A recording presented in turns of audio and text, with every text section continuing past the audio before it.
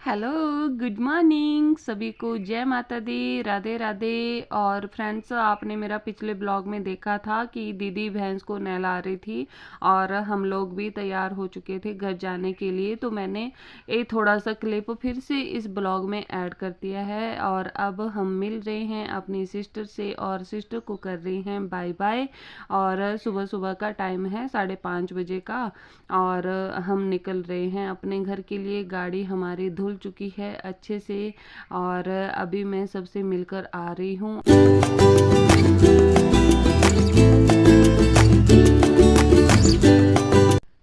तो फ्रेंड्स, अभी मैं दीदी की बुआ सास से मिलकर आ चुकी हूँ और उनके ससुर से भी। और मैं लग गई हूँ अब गाड़ी में बैठने और अभी हम निकल जाएंगे अपने घर के लिए।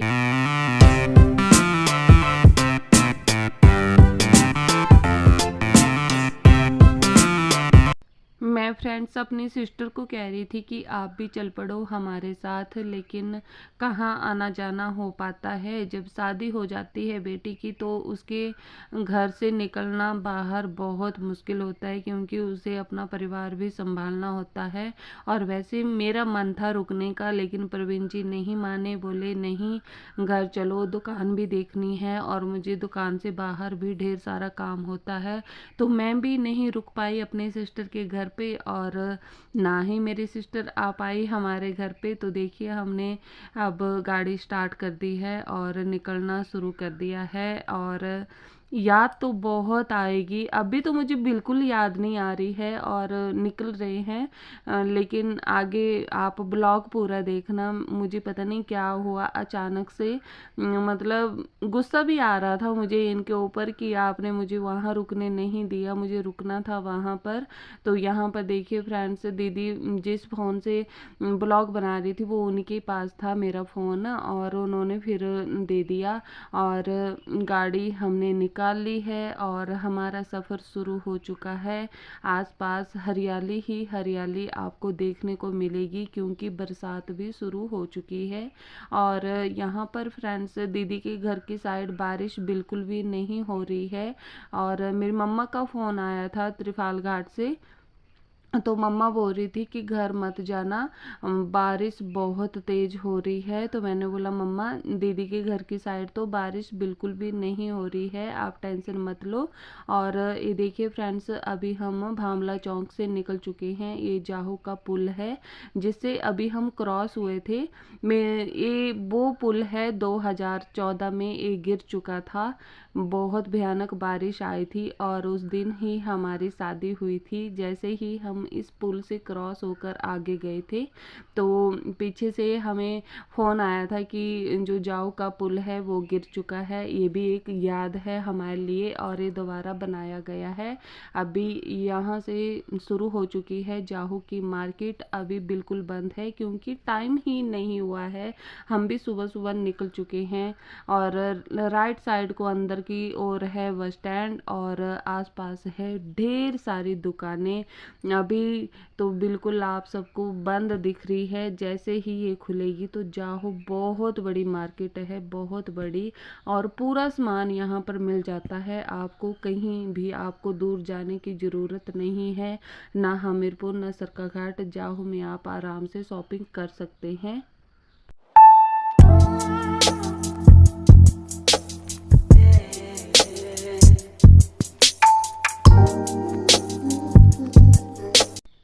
तो फ्रेंड्स आप सभी लीजिए आनंद और मैं अभी कर देती हूँ ब्लॉग को थोड़ा सा फास्ट, और ताकि आप सभी भी बोर ना हो।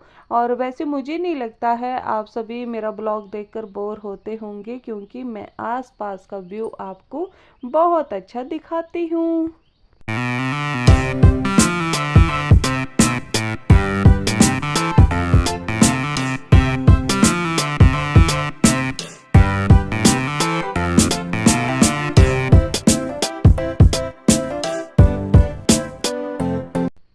आई आई आई तेरी याद आई, आई आई आई तेरी याद आई।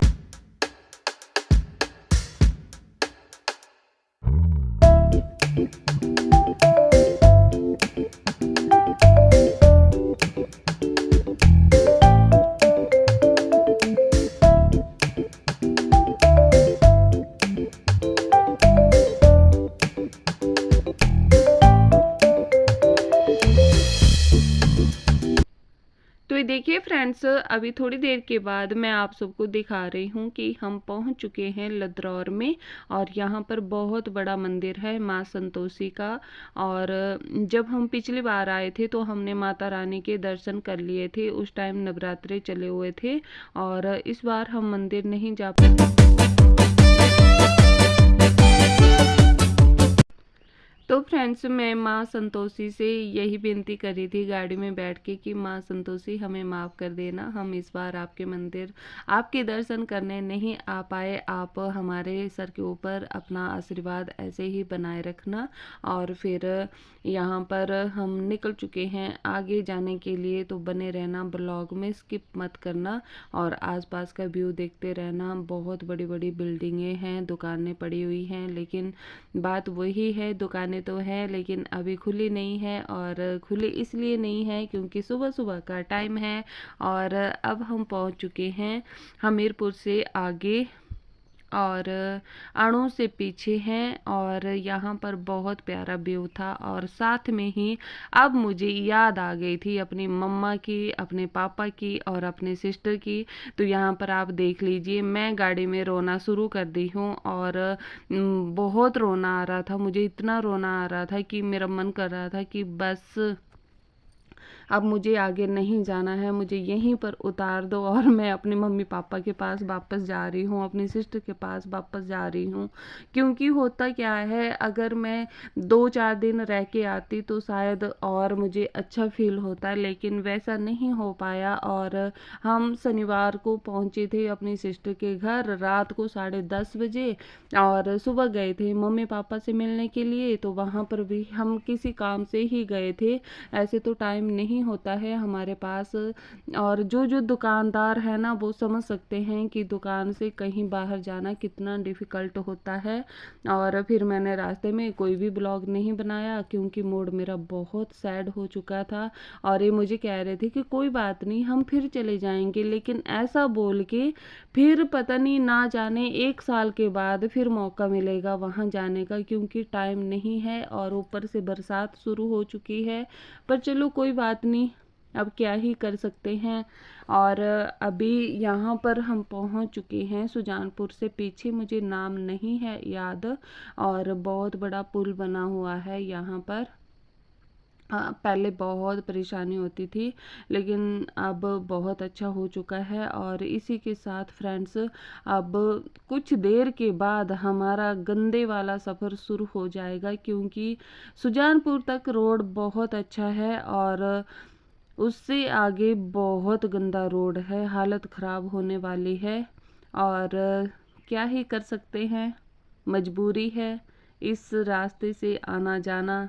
क्योंकि पता नहीं सरकार कैसी है, जो रोडों को ठीक नहीं करती है। तो सुजानपुर से भी हम अब निकल चुके हैं।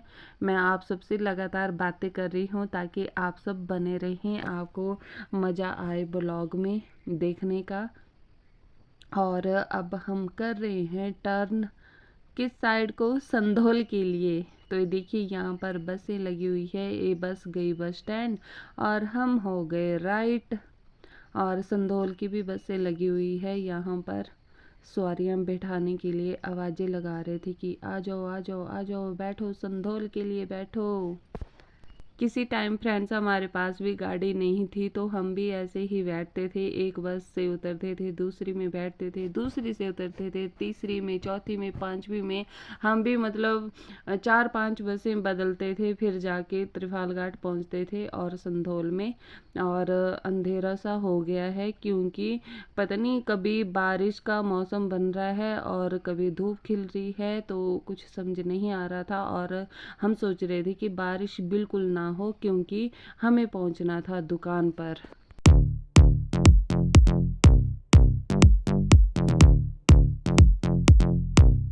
Everybody there.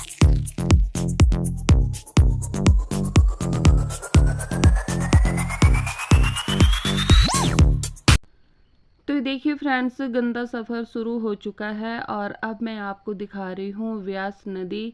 और गाड़ी से ही दिखा रही हूँ भाई, क्योंकि हमें निकलना भी है। और इस रोड पे खतरा इसलिए ज़्यादा बढ़ जाता है क्योंकि एक तो होती है बरसात और ऊपर से पड़ते हैं गोले बड़े बड़े से पत्थर के।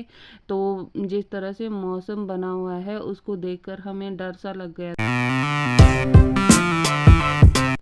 तो लीजिए फ्रेंड्स, अब मैं करती हूँ अपने ब्लॉग का एंड। ब्लॉग अच्छा लगा होगा तो प्लीज़ वीडियो को लाइक शेयर कमेंट सब्सक्राइब जरूर करना। मिलती हूँ आप सबसे नेक्स्ट वीडियो नेक्स्ट ब्लॉग में। तब तक अपना ख्याल रखना। Bye bye. और मेरे अगले ब्लॉग का इंतज़ार ज़रूर करना।